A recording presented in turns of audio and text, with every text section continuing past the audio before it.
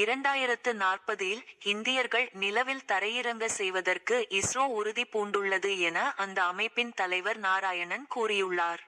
இது தொடர்பாக அவர் நிருபர்களிடம் கூறியதாவது: 2040ஆம் ஆண்டுக்குள் நிலவில் மனிதர்களை தரையிறக்கி அவர்களை பத்திரமாக அழைத்து வருவதிலும் 2027இல் ககன்யான் திட்டத்திலும் இஸ்ரோ உறுதியாக உள்ளது. இதற்கான வழிகாட்டுதல்களை பிரதமர் கொடுத்துள்ளார். வெள்ளிக்கிரகத்தை ஆய்வு செய்வதற்கான திட்டத்துக்கும் ஒப்புதல் அளிக்கப்பட்டுள்ளது. 2035ஆம் ஆண்டில் இந்தியாவிற்கு என சொந்தமான விண்வெளி நிலையம் அமைக்கப்படும். அதற்கான சாதனங்கள் 2027ஆம் ஆண்டில் அனுப்பப்படும். ககன்யான் திட்டத்தில் நல்ல முன்னேற்றம் ஏற்பட்டுள்ளது. இன்னும் நிறைய சோதனைகளை மேற்கொள்ள உள்ளோம்.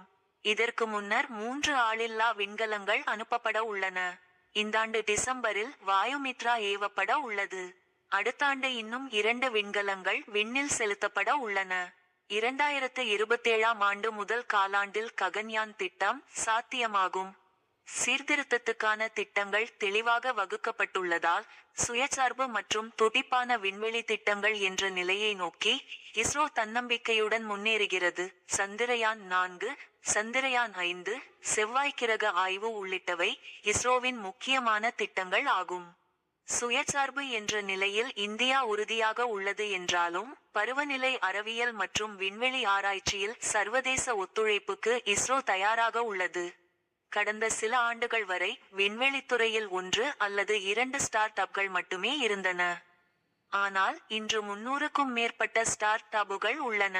அவை செயற்கைக்கோள் தயாரிப்பு, ஏவும் பணி மற்றும் விண்வெளி சார்ந்த தகவல்களை ஆய்வு செய்கின்றன. விவசாயம், பேரிடர் மேலாண்மை, தொலைத்தொடர்பு, ரயில் மற்றும் வாகன கண்காணிப்பு மற்றும் மீன்வளம் ஆகியவற்றில் செயற்கைக்கோள் அடிப்படையிலான பயன்பாடுகளுக்கு அதிகரித்து வரும் இந்தியாவின் தேவையை இவை பூர்த்தி செய்யும். கடந்த 35 ஆண்டுகளுக்கு முன்பு கணிப்பொறி புரட்சியை யாரும் கற்பனை செய்யாத நிலையில் அடுத்த தலைமுறை விண்வெளி ஆய்வுகளை செயற்கை நுண்ணறிவு மற்றும் ரோபோடிக்ஸ் ஆகியன வரையறுக்கும். சந்திரயான் 1 மூலம் நிலவில் தண்ணீர் இருப்பதை கண்டறிந்த நாம் சந்திரயான் 3 மூலம் நிலவின் தெற்கு பகுதியில் முதலில் சாஃப்ட் லேண்டிங் முறையில் தரையிறங்கினோம். விண்வெளித்துறையில் இந்தியா ஏராளமான சாதனைகளை படைத்துள்ளது. சர்வதேச அளவில் 9 துறைகளில் இந்தியா முதலிடத்தில் உள்ளது. இவ்வாறு அவர் கூறினார்.